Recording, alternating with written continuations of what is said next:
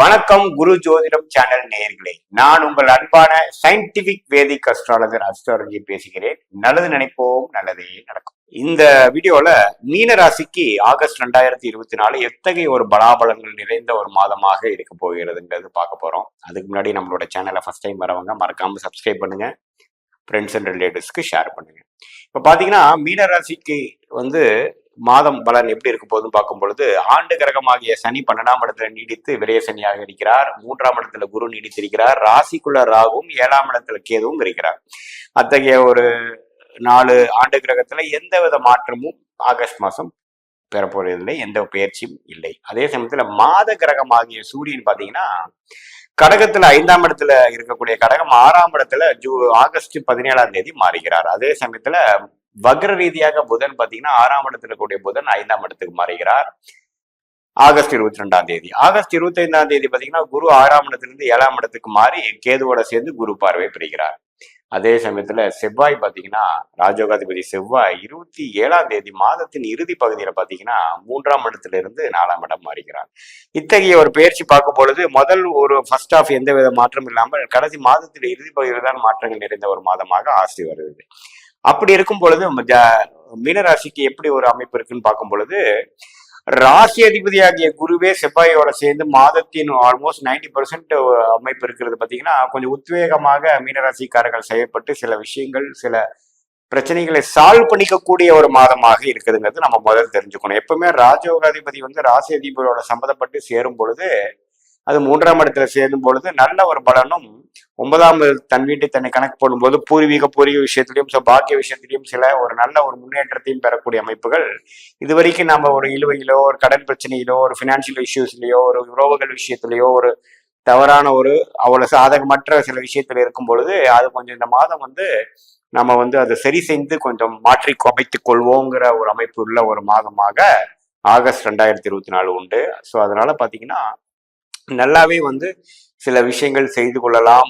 வியாபாரிகளா இருந்தாலும் சரி, சிறு தொழில் செய்யறவங்களா இருந்தாலும் சரி, பெரிய இண்டஸ்ட்ரியலிஸ்டா இருந்தாலும் சரி, தொழில் அமைப்புகள் இருக்கிறவங்க, வேலையில இருக்கிறவங்க, வேலையை தேடிட்டு இருக்கிறவங்களுக்குலாம் பாத்தீங்கன்னா ஒரு சாதகமான, அதாவது நம்மளுடைய விஷயங்கள் என்ன வேணும், எது நம்ம செய்தா நமக்கு புரிஜனப்படும், நமக்கு வேணுங்கிற லாபம் வரும், நம்ம எதிர்பார்க்கிற விஷயங்கள் கிடைக்குங்கிறத ஒரு கிளாரிட்டியோட செயல்பட்டு செய்யக்கூடிய மாத இறுதியில சில விஷயங்கள் காரியங்கள் செய்து கொண்டு சில லாபங்கள் பெறக்கூடிய ஒரு பூர்த்தி பெறக்கூடிய ஒரு மாதமாக மீனராசிக்காரர்களுக்கு இந்த மாதமாகிய ஆகஸ்ட் மாதம் கண்டிப்பாக உண்டு. ஏன்னா அவர் ராஜயோகாதிபதியோட சேர்ந்திருக்கிறார். அதே சமயத்தில் மாச கடைசியில 4ஆம் இடத்துக்கு போய் 10ஆம் இடத்துக்கு சம்மந்தப்பட்டு தொழில் முயற்சியில வெற்றி பெறக்கூடியது மாச கடைசியில வரக்கூடிய அமைப்புகள் இருக்கு. அதே சேவரம் மாணவர்களுக்கும் பாத்தீங்கன்னா இதுவரைக்கும் இல்லாத ஒரு கான்சென்ட்ரேஷன்ல கொஞ்சம் இம்ப்ரூவ்மெண்ட் ஆகி ஃபியூச்சர்ல என்ன செய்யணுங்கிற மாதிரி ஒரு விஷயங்கள் கொடுக்கக்கூடிய அமைப்பு எனக்காம். புதன் பாத்தீங்கன்னா நட்பு வீட்டிலேயே இருந்து நல்ல ஒரு அமைப்பு கொடுக்கக்கூடிய அமைப்பு, அது சுக்கரனோட சேர்ந்திருக்கிறது நல்லதுங்க.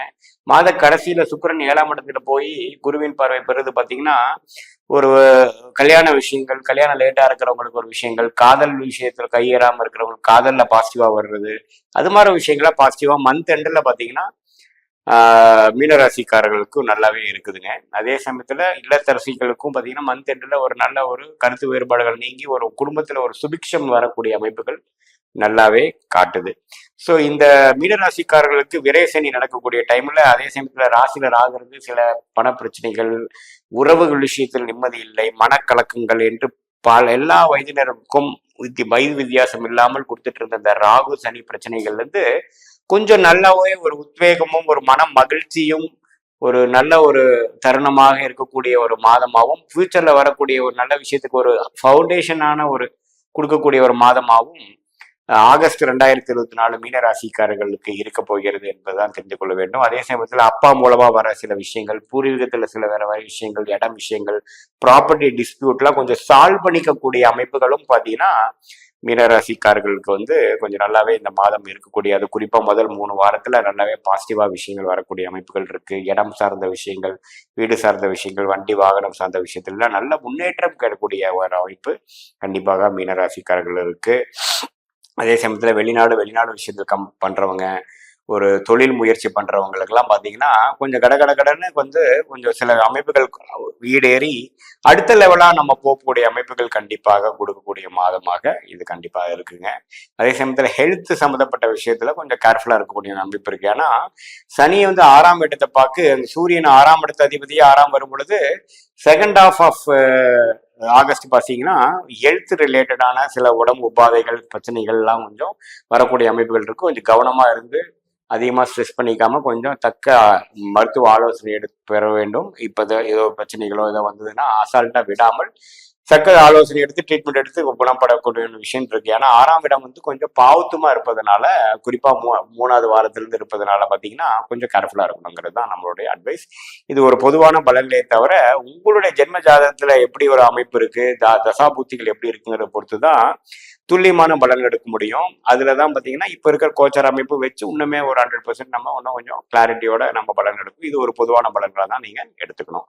மீண்டும் மற்றொரு காணொலியில் சந்திப்போம். நன்றி, வணக்கம்.